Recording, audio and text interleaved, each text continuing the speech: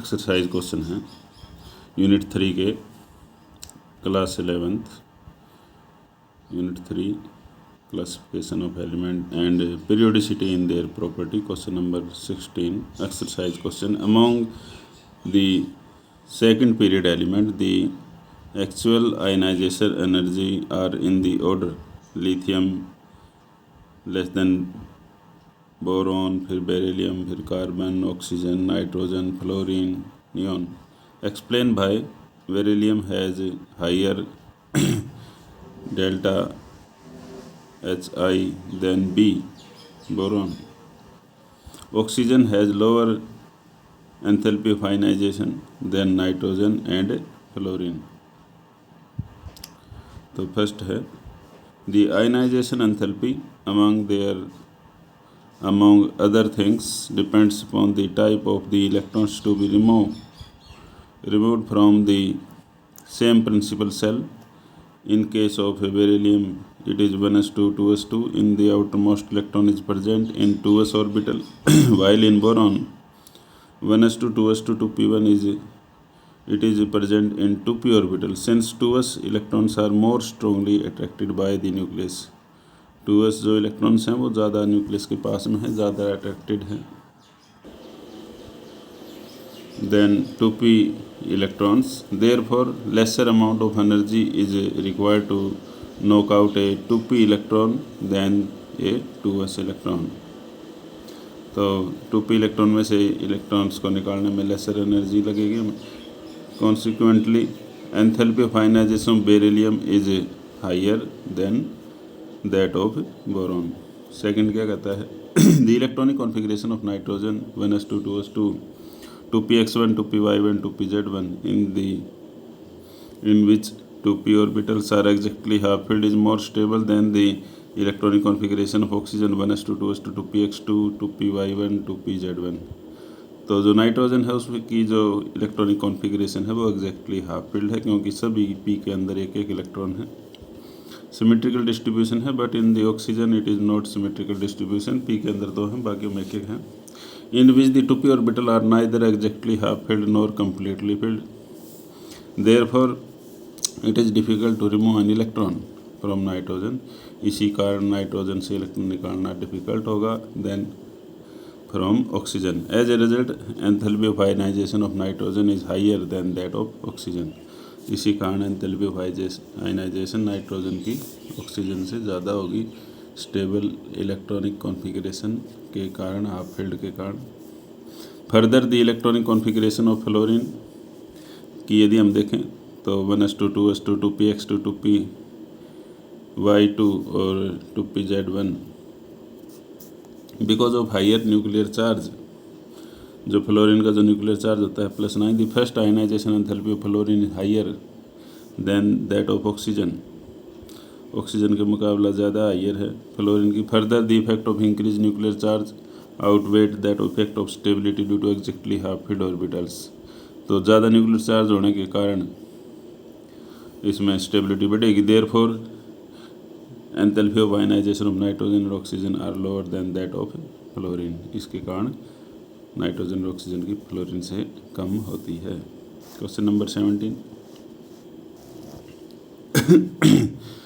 How would you explain the fact that the first ionization enthalpy of sodium is lower than that of magnesium but its second ionization enthalpy higher than that of magnesium? यदि हम ionization enthalpy निकालें sodium की, first है तो lower होती है लेकिन second जो है वो हायर होती है. क्यों? ये सब हम इलेक्ट्रॉनिक कॉन्फ़िगरेशन लिख के बता सकते हैं. इस तरह के क्वेश्चन में सबसे पहले इलेक्ट्रॉनिक कॉन्फ़िगरेशन लिखेंगे. Sodium 1s2 2s2 2p6 3s1 and magnesium 1s2 2s2 2p6 3s2. In the both the cases first electron is to be removed from the 3s orbital. दोनों ही केस में जो पहला इलेक्ट्रॉन है वो 3s से निकलेगा. But nuclear charge of magnesium is 12 is higher than that of sodium 11. तो magnesium का न्यूक्लियर चार्ज ज़्यादा होता है 12 होता है और सोडियम का 11 होता है. Furthermore 3s electron in magnesium is completely filled. और मैग्नीशियम में जो 3s ऑर्बिटल है वो कम्प्लीटली फिल्ड है क्योंकि इसके अंदर 2 इलेक्ट्रॉन आते हैं. तो 3s2 है और यहाँ पर 3s1 है। Furthermore 3s orbital in magnesium is completely filled और more stable while the sodium is half filled and less stable, therefore enthalpy of ionization of sodium lower than that of magnesium. तो पहला electron जब निकालेंगे तो sodium में से आसानी से निकलेगा as compare to magnesium. Sodium की एंथैल्पी ऑफ आयनाइजेशन हमने देखा कि भाई एक इलेक्ट्रॉन यदि निकालते हैं तो 3s1 में से निकल जाएगा, it is 1s2 2s2 2p6। More stable बनेगा, नियॉन गैस कॉन्फ़िगरेशन हो जाएगी एक इलेक्ट्रॉन निकालते ही। सोडियम को हमने फिर से लिखा 1s2 2s2 2p6, ये पॉजिटिव चार्ज है, मतलब नोबल गैस इलेक्ट्रॉनिक कॉन्फ़िगरेशन है, ये मोर स्टेबल है, सब फुली फिल्ड है 2p के अंदर 6 के 6। और दूसरा इलेक्ट्रॉन भी यदि हम निकालना चाहें sodium 2 positive, it is 1s2 2s2 2p5 हो जाएगा, जो कि बहुत ही डिफ़िकल्ट है निकालना। मैग्नीशियम में जो पहला इलेक्ट्रॉन है वो जब हम निकालते हैं वो आसानी से निकल जाएगा, और दूसरा इसमें एक ही रह गया तो फिर और आसानी से निकल जाएगा। Neon gas configuration is more stable, जो नियॉन की जो gas electronic configuration atomic number 10, it is more stubble after the removal of first electron in sodium acquire more stable neon configuration. जैसे हम सोडियम से एक इलेक्ट्रॉन निकालते हैं, sodium के 10 इलेक्ट्रॉन हो जाएंगे, जो कि नियॉन गैस की स्टेबल इलेक्ट्रॉनिक कॉन्फ़िगरेशन हो जाएगी। दस the second electron from the sodium is remove from the more stable neon gas configuration. लेकिन यदि दूसरा इलेक्ट्रॉन निकालना चाहें तो सोडियम में से एक निकालते ही वो नियॉन 10 होगी, और एक और निकालेंगे तो वो डिफ़िकल्ट हो जाएगा, क्योंकि second electron from the magnesium की more stable neon gas configuration. Thus enthalpy of ionization of second of sodium is more than enthalpy of ionization of magnesium. Magnesium में तो सेकंड इलेक्ट्रॉन आसानी से निकल जाएगा, क्योंकि स्टेबल इलेक्ट्रॉनिक कॉन्फ़िगरेशन बन जाएगी, वहाँ से s में से निकलेगा s1 में से, लेकिन हाइड्रोजन, लेकिन जो सोडियम में से निकालेंगे दूसरा इलेक्ट्रॉन वो बहुत ही डिफ़िकल्ट होगा, क्योंकि एक इलेक्ट्रॉन निकलते ही sodium noble gas electronic configuration में आ जाता है, जो कि बहुत ही स्टेबल होती है। तो इलेक्ट्रॉन निकालना वहाँ पर बहुत डिफ़िकल्ट है नोबल गैस इलेक्ट्रॉनिक कॉन्फ़िगरेशन में से। What are the various factors, question 18 है, due to which the ionization enthalpy of main group elements tends to decrease down the group. जैसे जैसे हम टॉप टू बॉटम जाते हैं डाउन द ग्रुप, साइज बढ़ने के कारण आयनाइजेशन एनर्जी कम हो जाएगी, क्योंकि आउटर मोस्ट सेल में इलेक्ट्रॉन्स जो हैं न्यूक्लियस से उनका अट्रैक्शन कम हो जाएगा। Within the main group elements the ionization enthalpy decrease regularly as we move down the group due to following two factor. Atomic size, एक तो हो गया एटॉमिक साइज बढ़ गया। On the moving down the group, atomic size increase gradually due to addition of new principal energy cell। जैसे जैसे size बढ़ेगा, cell बढ़ने के कारण, पहले K सेल थी, फिर L सेल, फिर M सेल, जैसे जैसे दूर जाएंगे सेल्स बढ़ती जाएंगे। At each succeeding elements as a result the distance of the valence electrons from the nucleus increase. और वैलेंस सेल में जो इलेक्ट्रॉन है वो न्यूक्लियस से दूर हो जाएगा। Consequently the force of attraction of nucleus for the valence electron decrease, और फोर्स ऑफ अट्रैक्शन कम हो जाएगा जितना दूर इलेक्ट्रॉन जाएगा न्यूक्लियस से। Hence ionization enthalpy decrease, hence electron को निकालना आसान हो जाएगा और आयनाइजेशन एनर्जी भी क्या हो जाएगी, कम। दूसरा फैक्टर है screening effect. With the addition of new shells the number of inner electron shells which shield the valence shell. Screening effect में क्या होता है, स्क्रीनिंग इफेक्ट में जो अंदर वाले इलेक्ट्रॉन हैं बाहर वाले इलेक्ट्रॉन्स को ढक लेंगे तो न्यूक्लियस से उनका अट्रैक्शन नहीं हो पाएगा और वो आसानी से इलेक्ट्रॉन निकल जाएंगे। और जैसे जैसे बड़ा साइज होता जाएगा आयनाइजेशन एनर्जी कम हो जाएगी, इलेक्ट्रॉन हम आसानी से निकाल सकते हैं। In other words the shielding effect और screening effect increase as a result the force of attraction of the nucleus for the valence electron further decrease. Force of attraction कम हो जाएगा, बीच में न्यूक्लियस और बाहर वाले सेल के बीच में काफ़ी सारे इलेक्ट्रॉन्स आ जाएंगे जिनके ऊपर नेगेटिव चार्ज है, और इलेक्ट्रॉन बाहर वाले पर नेगेटिव है जो एक दूसरे को रिपेल करेंगे। And hence the ionization enthalpy decrease, और वो इलेक्ट्रॉन्स आसानी से निकल जाएगा, आयनाइजेशन एनर्जी डिक्रीज हो जाएगी। Question 19 the first ionization enthalpy value in kilojoules per mole of group 13 elements are boron के 801, एल्युमिनियम 577, गैलियम बढ़ गई, इंडियम और बढ़ गई, ये थोड़ी आस पास है, और ये टैलियम और भी बढ़ गई। तो हम कह सकते हैं कि बोरॉन से एल्युमिनियम, गैलियम, इंडियम, टैलियम की तरफ जा रहे हैं, तो बोरॉन की कम है। बोरॉन की 801 है, इसकी 577 है, इसकी फिर घटी है, फिर बढ़ी है, फिर घटी है, फिर बढ़ी है। How will you explain this the deviations from the general trends? ये जनरल ट्रेंड्स हैं, इसके अंदर डेविएशन आ रही है, किसी में कम है, किसी में ज़्यादा है, क्या कारण है? फर्स्ट आयनाइजेशन एंथैल्पी, जो कि ग्रुप नंबर 13 है, ग्रुप होते हैं टॉप टू बॉटम, भारत, अच्छा, गंदे, इंडोनेशिया, थाईलैंड, जैसे हम इसको याद कर सकते हैं। Boron, aluminium, gallium, indium, thallium. On moving down the group 13, जो ग्रुप नंबर 13 है, बोरॉन से aluminium, boron family, the ionization enthalpy decrease as expected due to the increase nuclear charge. Ionization enthalpy कम हो जाएगी जैसे जैसे इंक्रीज करेगा nuclear charge.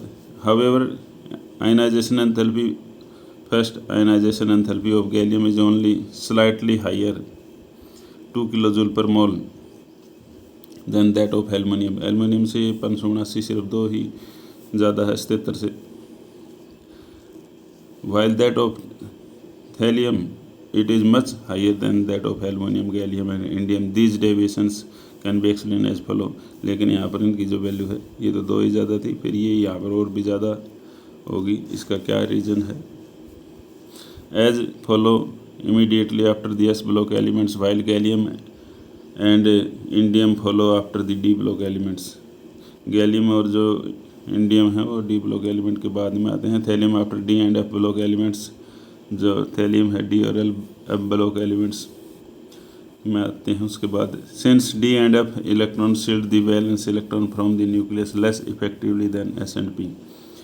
जो D और F इलेक्ट्रॉन्स हैं वो shield the valence electron from the nucleus less effectively shield करेंगे than S and P orbital. S और P ऑर्बिटल ज़्यादा पास में होते हैं न्यूक्लियस के, लेकिन ये कम शील्ड करेंगे। Therefore valence electrons remains Fairlie strongly attracted by the nucleus. और कम शील्ड करेंगे तो वैलेंस इलेक्ट्रॉन आसानी से अट्रैक्शन हो जाएगा। As a result effective nuclear charge increase होगा और आयनाइजेशन एंथैल्पी बढ़ जाएगी। तो वीक शील्डिंग होती है D और F ऑर्बिटल्स की। Thus as we move from aluminium to gallium due to effective shielding of the valence electron by the 3D of the effective nuclear charge on gallium is slightly more than that of aluminium. Aluminium से थोड़ा ज़्यादा होता है। As a result delta HI first ionization enthalpy of gallium is slightly higher than that of aluminium, इसलिए उसकी slightly higher होती है क्योंकि इफेक्टिव न्यूक्लियर चार्ज ज़्यादा हो जाएगा। Further on moving down the group from gallium to indium the nuclear charge increase by 18 unit, और nuclear charge बढ़ेगा। 49 और 31 का अंतर है 18 का। Therefore the shielding effect of all the inner electrons outweigh the effect of increase nuclear charge and enthalpy of ionization of first of indium is lower than that of gallium. Indium की कम होगी gallium से। On the further moving from indium to thallium the nuclear charge further increase by 32 unit. This increased the nuclear charge outweighed the shielding effect of all the electrons present in inner cells, including those of 4f and 5d electron. Hence, enthalpy of ionization of first electron of helium is higher than that of indium due to shielding effect. Question number 20 क्या कहता है? Which of the following pair of element would have more negative electron gain enthalpy? Electron को attract करने की tendency electron gain enthalpy कहलाती है। Oxygen और fluorine, fluorine और chlorine, both oxygen and fluorine in the second period as we move from oxygen to fluorine the atomic size decrease. जैसे जैसे हम लेफ्ट टू राइट जाते हैं एटॉमिक साइज डिक्रीज हो जाता है क्योंकि सेल होती है सेम और न्यूक्लियर चार्ज बढ़ जाता है। Both the factor tends to increase the attraction of the nucleus for the incoming electrons and hence electrons gain enthalpy become more negative. और इन इलेक्ट्रॉन गेन एंथैल्पी ज़्यादा से ज़्यादा नेगेटिव हो जाती है जब हम लेफ़्ट टू राइट जाते हैं, इलेक्ट्रॉन को अट्रैक्ट करने की टेंडेंसी बढ़ जाती है। Further gain of 1 electron by fluorine is of negative ion which has stable inert gas configuration. Fluorine 1 electron लेके उसके 10 इलेक्ट्रॉन्स हो जाएंगे जो कि स्टेबल इनर्ट गैस कॉन्फिगरेशन आ जाएगी उसकी नियॉन वाली। The gain of the 1 electron of oxygen gives O- ion which does not have the stable inert gas configuration. Oxygen के पास एक आने से वो स्टेबल नहीं बनता, 9 ही रह जाएंगे इलेक्ट्रॉन, क्योंकि 10 में स्टेबल होता है। Consequently the energy is much higher in the going from fluorine to fluorine minus than the going from oxygen to oxygen minus. In other words electron gain enthalpy fluorine much more negative -328 kilo joule per mole than the oxygen -141 kilo joule per mole. जितने ज़्यादा negative value होगी उतना ही ज़्यादा electron को attract करने की tendency बढ़ेगी और इलेक्ट्रॉन आसानी से एक्वायर करेगा elements. In the journal the electrons gain enthalpy becomes less negative on moving down the group. जैसे जैसे डाउन द ग्रुप जाएंगे इलेक्ट्रॉन को गेन करने की टेंडेंसी लेस नेगेटिव हो जाएगी। लेस नेगेटिव हो जाएगी तो हम कहेंगे इलेक्ट्रॉन गेन एंथैल्पी कम होगी। But the electron gain enthalpy of chlorine -349 kilojoule per mole is more negative than fluorine 328 kilojoule per mole. Chlorine की ओर भी ज़्यादा होती है इलेक्ट्रॉन को अट्रैक्ट करने की as compare to fluorine. The reason for the deviation of the small size of fluorine atom, ये कारण है कि फ्लोरीन का बहुत ही छोटा साइज होता है। Due to its small size the electron repulsion relatively compact, और वो इलेक्ट्रॉन रिपल्सन हो जाएंगे, वो कम्पैक्ट शेप है, छोटी शेप होने के कारण। 2p subshells are comparatively large and hence the incoming electron is not accept with the same is as in case of larger chlorine atom. तो क्लोरीन एटम बड़ा है, आसानी से इलेक्ट्रॉन को एक्सेप्ट कर सकते हैं, लेकिन फ्लोरीन छोटा एटम होने के कारण इलेक्ट्रॉन आसानी से नहीं आएंगे क्योंकि छोटा साइज है। बड़े में इलेक्ट्रॉन आसानी से आ जाएंगे, जैसे बड़े कमरे में आसानी से एंट्री हो जाएगी, लेकिन छोटे में आसानी से नहीं होती। रिपल्सन होता है इलेक्ट्रॉन का फ्लोरीन में, लेकिन क्लोरीन में बड़ा साइज होने के कारण रिपल्सन नहीं होता है। Consequently electron gain enthalpy of chlorine more negative than fluorine, इसलिए इलेक्ट्रॉन आसानी से ले सकता है क्लोरीन, क्योंकि उसकी वैल्यू मोर नेगेटिव आएगी। तो जितनी ज़्यादा मोर नेगेटिव वैल्यू उतना ज़्यादा इलेक्ट्रॉन को अट्रैक्ट करने की टेंडेंसी बढ़ेगी। नेक्स्ट क्वेश्चन है question number 21। Would you expect the second electron gain enthalpy of the oxygen is positive, more negative, or less negative than the first? Justify your answer. Electron यदि gain करता है oxygen second, तो उसमें ज़्यादा value होगी positive में, और more negative और less negative than the first, ये हमें बताना है। Second electron gain enthalpy of oxygen is positive as explain below. Positive मतलब इलेक्ट्रॉन आसानी से नहीं मिलेगा। When the electron is added to oxygen atom to oxygen minus ion energy is released, thus the first electron gain enthalpy of oxygen is negative। Energy release होगी तो negative sign, तो first electron जब निकलता है तो उसकी electron gain enthalpy हो जाएगी -141 kilo joule per mole. But when another electron is added to oxygen -2 oxygen 2 minus energy absorb to overcome the strong electrostatic repulsion. बहुत ज़्यादा इलेक्ट्रॉन्स हो जाएंगे, न्यूक्लियर चार्ज है 8 का 8 ही, और इलेक्ट्रॉन यदि हम और एक्स्ट्रा लेंगे तो उसमें इलेक्ट्रॉन रिपल्सन हो जाएगा, क्योंकि इलेक्ट्रॉन पर नेगेटिव चार्ज होता है। Between the negative charge oxygen ions negative ions and the second electron being added, thus the second electron gain enthalpy of oxygen is positive. और वो इलेक्ट्रॉन को ऐड करना डिफिकल्ट होगा और वो पॉजिटिव आएगी। तो O- इलेक्ट्रॉन करेंगे तो O2 नेगेटिव, ये हो जाएगा माइनस की बजाय यहाँ पर प्लस हो जाएगा, +780 किलो जूल पर मोल, जो कि ये शो करता है कि इलेक्ट्रॉन आसानी से अट्रैक्ट नहीं कर पाएगा ऑक्सीजन यदि वैल्यू पॉजिटिव में आती है। तो नेगेटिव में आती है, इसका मतलब इलेक्ट्रॉन आसानी से अट्रैक्ट हो रहे हैं, तो यही ध्यान रखना है इसमें। Question 22। What is the basic difference between the terms electron gain enthalpy and electronegativity? में क्या अंतर है इलेक्ट्रॉन गेन एंथैल्पी और electronegativity? Both electron gain enthalpy and electronegativity both refer to tendency the atoms of an element to attract electrons. दोनों में ही electron को attract करने की टेंडेंसी के बारे में बताया जाता है इलेक्ट्रॉन गेन एंथैल्पी और इलेक्ट्रोनेगेटिविटी के अंदर। Whereas electron gain enthalpy refer to the tendency of isolated gaseous atom to accept an additional electron to form gaseous negative ion.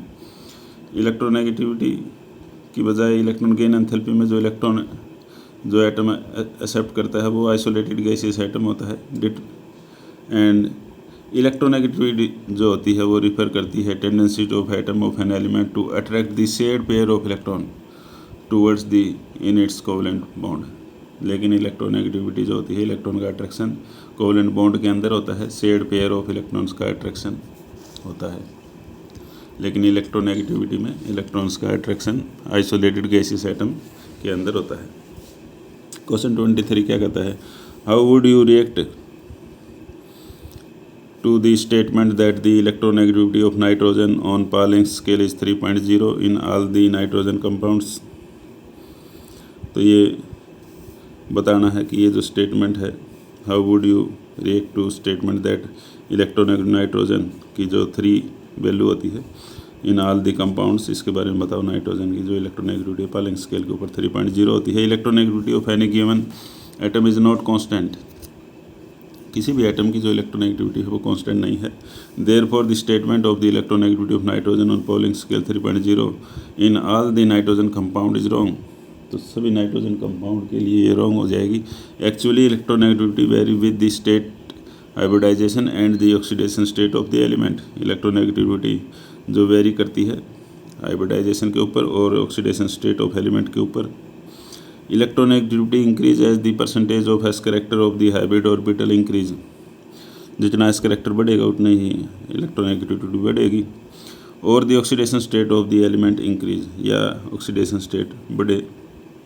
For example electronegativity of nitrogen increase as we move from sp3 to sp2 to sp hybrid orbital। Similarly the electronegativity of nitrogen in NO2 whereas oxidation state in nitrogen is +4 in higher than that of NO where the oxidation state is +2।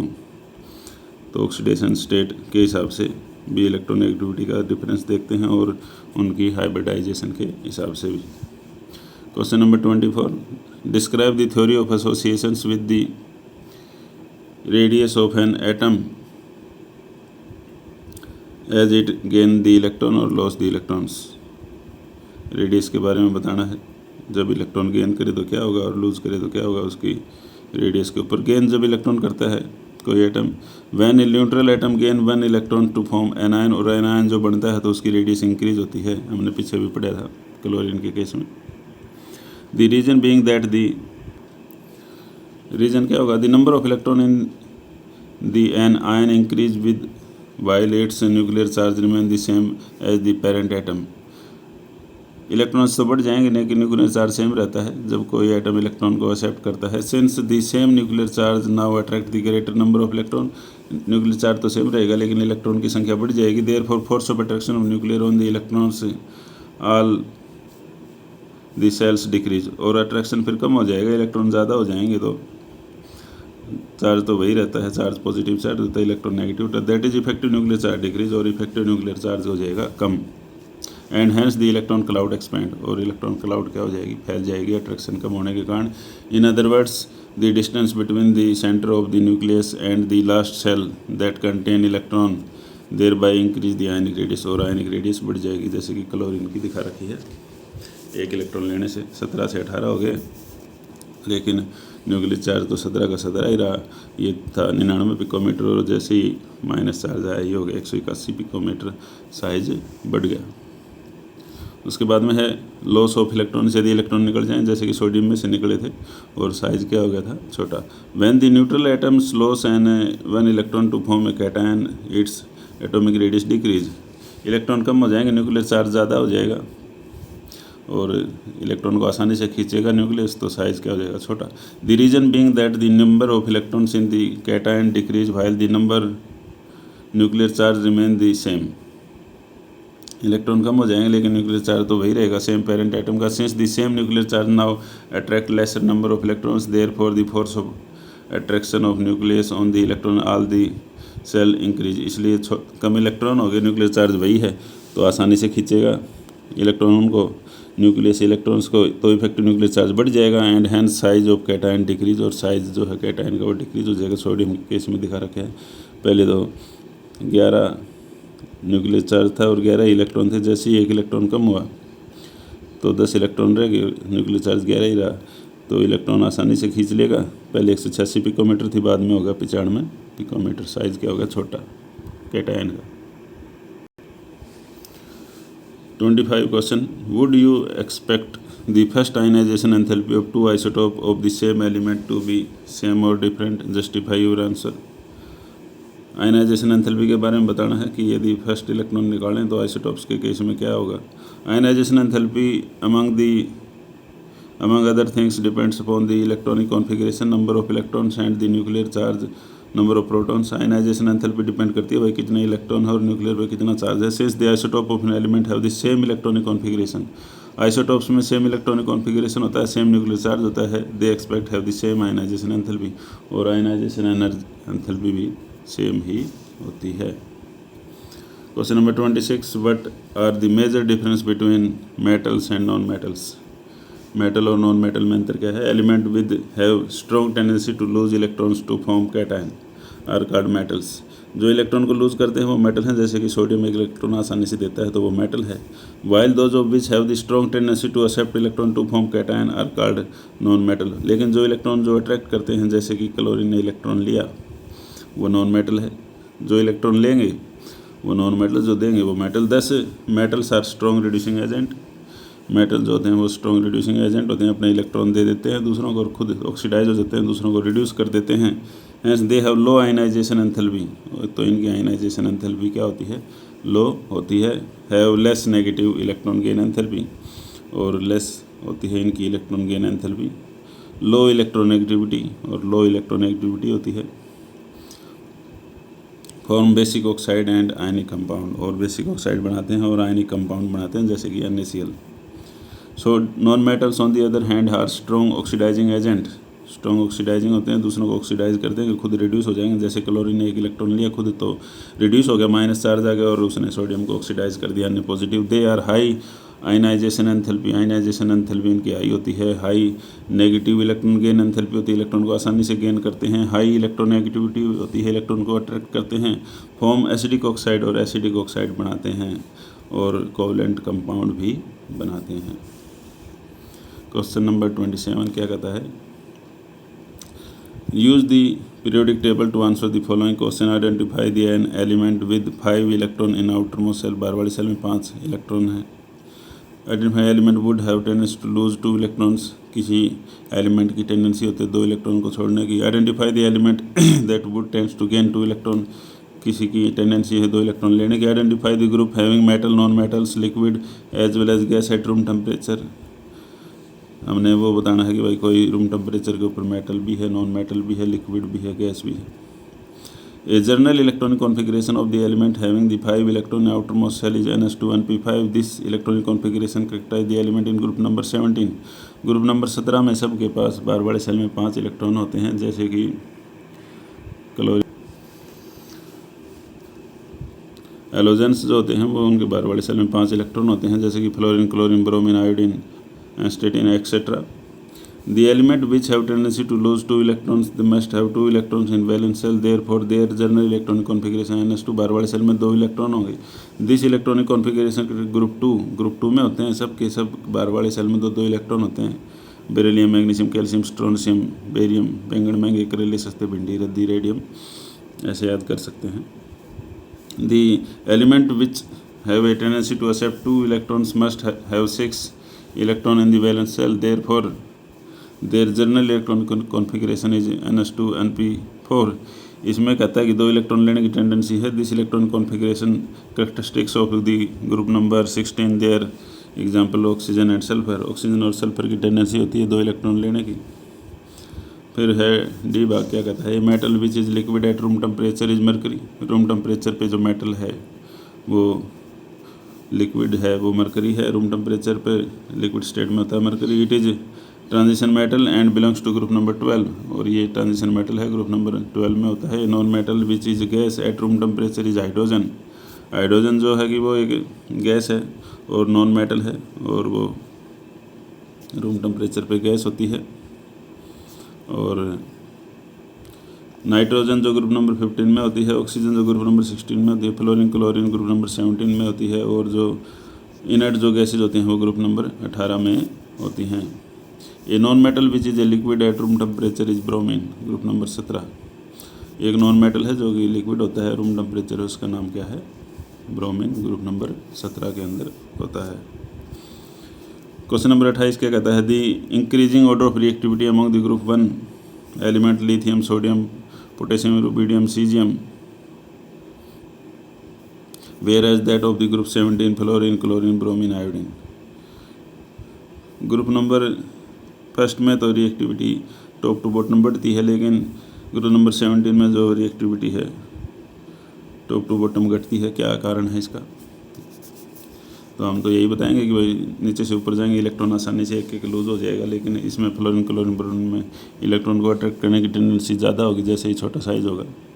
The element of group 1 have only one electron in their respective valence cell and thus have strong tendency to lose the electrons and tendency to lose electron in turns depend upon the ionization enthalpy। Wire वाले cell में एक एक electron है तो आसानी से वो loose करने की टेंडेंसी होती है ग्रुप 1 में। Since the ionization enthalpy decrease down the group, और नीचे जाएंगे हम down the group ionization enthalpy और भी कम हो जाएगी क्योंकि साइज बड़ा हो जाएगा, न्यूक्लियस से अट्रैक्शन कम हो जाएगा वायर वाले सेल के इलेक्ट्रॉन्स का। Reactivity of group 1 element increase in the same order lithium sodium potassium rubidium caesium. तो इसी ऑर्डर से रिएक्टिविटी बढ़ेगी, हम लड़ाई नहीं करेंगे, रद्दी कागज़ फाड़ेंगे। In contrast the element of group 17 have been 7 electron in their respective valence shell. लेकिन जो 17वां जो ग्रुप है उसमें सबके बाहर वाले सेल में 7 इलेक्ट्रॉन है। वो चाहेंगे कि उनका एक एक इलेक्ट्रॉन और मिल जाए, उनके 8 पूरे हो जाएं। सभी चाहते हैं कि मेरे 8 पूरे हो जाएं, high 8। And they have strong tendency to accept the more electron. उनकी टेंडेंसी होती है नोबल गैस इलेक्ट्रॉनिक कॉन्फिगरेशन बनाने की, एक इलेक्ट्रॉन लेने की। This the tendency to accept the electron in turn depend upon their electrode potential. और वो जो टेंडेंसी है इलेक्ट्रोड पोटेंशियल पर डिपेंड करती है। Since the electrode potential of group 17 element decrease in the order, और डिक्रीज हो जाएगा क्लोरीन से chlorine bromine iodine, electrode potential कम हो जाएगा तो टेंडेंसी कम हो जाएगी इलेक्ट्रॉन को अट्रैक्ट करने की। Therefore their reactivity also decrease in the same order, और रिएक्टिविटी भी ऐसे ही डिक्रीज हो जाएगी fluorine chlorine bromine iodine. Alternatively tendency to accept the electron can be linked to electron gain enthalpy, since electron gain enthalpy become less and less negative as we move from chlorine to iodine। जैसे जैसे हम size बढ़ाएंगे नीचे की तरफ जाएंगे तो less negative हो जाएगी इलेक्ट्रॉन गेन एंथैल्पी, क्योंकि इलेक्ट्रॉन को अट्रैक्ट करना डिफिकल्ट हो जाएगा जैसे जैसे साइज बढ़ जाएगा। Reactivity increase from chlorine to iodine and fluorine however in the most of the reactive due to its low bond dissociation energy, और वो मोस्ट रिएक्टिव होते हैं due to low bond dissociation energy के कारण।